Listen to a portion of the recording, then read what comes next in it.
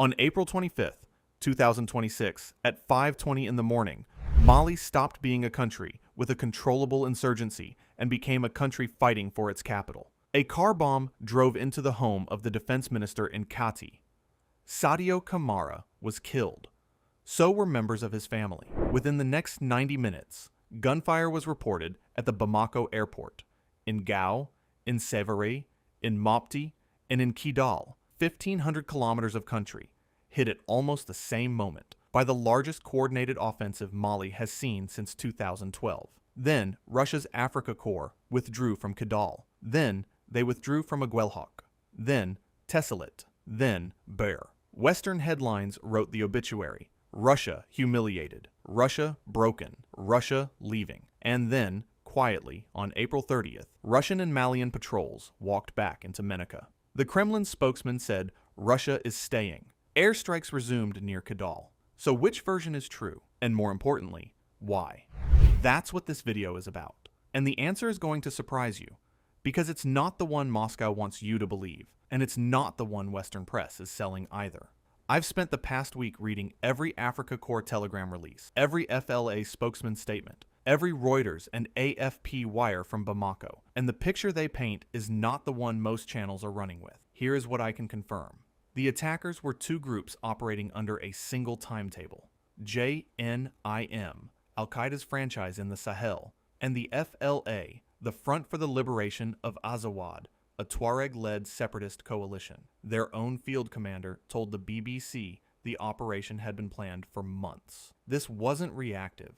It was rehearsed. The targets were not random. Kati housed cabinet ministers in the Malian leader's compound. Modibo Keita International was the country's only major airport. Sévaré and Mopti are the logistics choke point connecting north to south.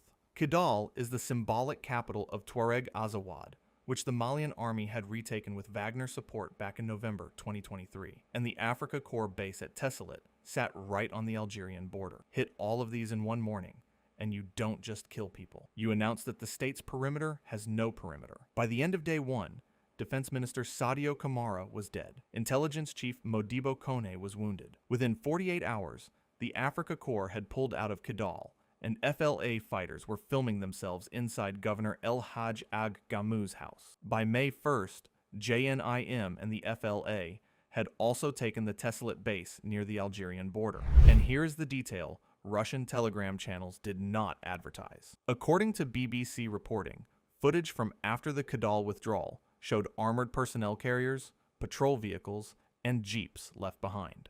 A source inside the country told the BBC the Russians did not fight their way out, that the rebels, in the FLA spokesman's words, let those who did not resist leave. Russia's own deputy foreign minister, Georgy Borisenko, confirmed there were Russian casualties, including at least one helicopter crew lost. That is not a fighting withdrawal in coordination with Bamako. That is closer to a negotiated exit under fire. And anyone selling you the cleaner version is lying by omission.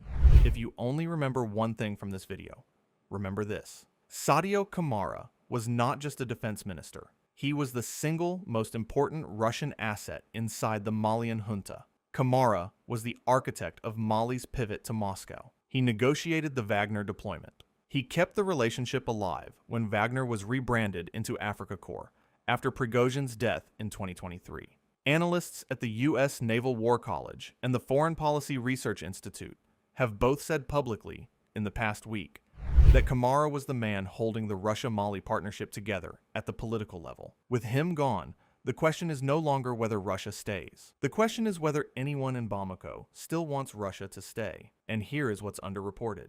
Mali's transitional president, Assimi Goïta, has reportedly been more skeptical of Russia than Camara ever was. That is not from Russian state media or Western press releases. It's from regional analysts speaking to outlets like the BBC over the past few days. With his most pro-Russian minister dead, Goïta now has cover to recalibrate. He could turn to Turkey, which has been quietly selling Bayraktar drones across the Sahel. He could even, if he were strategically reckless, signal to the Americans. So when you see the Kremlin spokesman, Dmitry Peskov, on April 30th, dismissing the FLA's demand for Russian withdrawal as futile, that's not a neutral statement. That's Moscow telling Bamako publicly that the partnership is not up for renegotiation. It's a message aimed inward at Goita's cabinet, not outward at the rebels. Read the body language of that statement, and you understand something the maps don't show you. Russia's biggest problem in Mali this week is not the rebels in the north. It's the political vacuum in Bamako.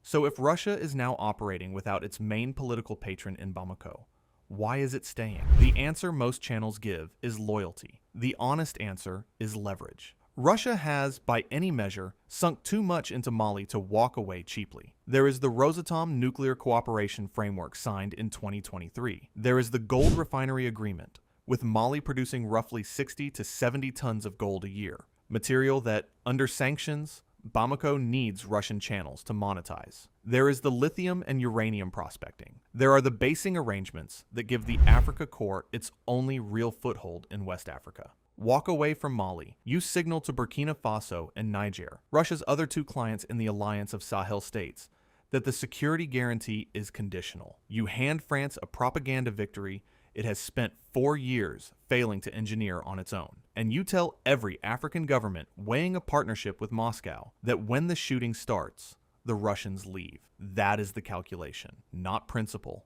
not solidarity, cost of exit. And here's where I have to push back on a piece of conventional wisdom you'll hear in pro-Russian commentary. The claim is that Russia is showing up because it's a better friend than France was. That framing is too clean. Russia is showing up because Russia, like France before it, has resource and basing interests that require a friendly government in Bamako. The exploitative pattern hasn't changed. Only the flag on the convoy has. The Africa Corps officially had at least 400 personnel in Mali at the time of the offensive. They lost a helicopter, lost equipment, took casualties they haven't fully disclosed, and pulled back from at least 4 positions in the north. And yet, they patrolled Ménaka on April 30th. They flew air cover over Bamako. They are claiming, on their Telegram channel, more than 1,000 militant kills since the offensive began. Most of those kill numbers will not survive independent verification, but the patrols are real. The footage is real. And the message, to the FLA, to Goita, to the wider Sahel, is also real. We are still here because we cannot afford not to be. Now, I know exactly what some of you are going to write in the comments, because you wrote it on the Iran video, and on the Strait of Hormuz video, so let me get ahead of it. Some of you will say I'm being too hard on Russia, that I'm running Western talking points by talking about lost helicopters and abandoned vehicles in Kidal. I want to be clear, I'm not running Western talking point. I'm running BBC report and Russia's own deputy foreign minister's statement. Borisenko admitted the casualties on the record. That's not propaganda. That's the man's own voice. Others of you will say I'm being too soft on Russia, that noting the Africa Corps is still patrolling Ménaka somehow excuses the broader pattern of resource extraction and the killing of civilians in operations across the Sahel. I'm not excusing it. I'm distinguishing between 2 questions. The first question is whether Russia's pattern of engagement in Africa is exploitative, and there is real evidence, documented by the Africa Center for Strategic Studies, that it is. The second question is whether, in this specific week, in this specific battle, Russia withdrew or held. Those are not the same question. You can answer the first one critically and the second one accurately at the same time. That's what analysis is. On this channel, we don't pick a flag and stay loyal to it. We pick the truth and stay loyal to that, even when it makes both sides of the comment section angry. Step back from Mali for a second. The alliance of Sahel state, Mali, Burkina Faso, Niger, is the first serious attempt in West African history at a bloc of states that explicitly rejects the post-colonial security architecture France built. They've expelled the French troops. They've expelled the UN mission. They've left ECOWAS, and they've all bet to varying degrees on Russian security partnership as the replacement. That bet is being stress tested in Mali this month, and every junta from Ouagadougou to Niamey is watching the result. Here is what I think the honest answer looks like. If Goita survives politically, and the Africa Corps holds Ménaka and Bamako through the next 60 days, the AES experiment continues. Niger will deepen its Russian ties. Burkina Faso will accelerate Bayraktar acquisitions and Russian training. The model holds, fragile but standing. If Goita doesn't survive, if the cabinet that was glued together by Sadio Camara fractures, if a counter-coup emerges, or if the Africa Corps is forced into a wider retreat under FLA and JNIM pressure on Gao or Timbuktu, Then the AES has its first serious crack, and France gets the strategic opening it has been waiting 4 years for. And let me say one more thing about France in this. The FLA spokesman, Mohamed El Maouloud Ramadan, gave an interview to AFP in Paris on April 29th. Read that sentence again. The spokesman for an armed group operating jointly with an Al-Qaeda affiliate is giving interviews from Paris. That's not a coincidence. That tells you which capitals see opportunity in Mali's pain, and it tells you why the FLA's stated openness to a future French role in the Sahel is not a throwaway line. It's a tell. Alright, here's the part where I commit to something I can be wrong about, because that's the only kind of prediction that actually counts. By July 31st, 2026, 90 days from the start of this offensive, I expect 3 things to be true. First, Russia's Africa Corps will still have a presence in Mali, not at the scale of mid-April, but they will not have fully withdrawn.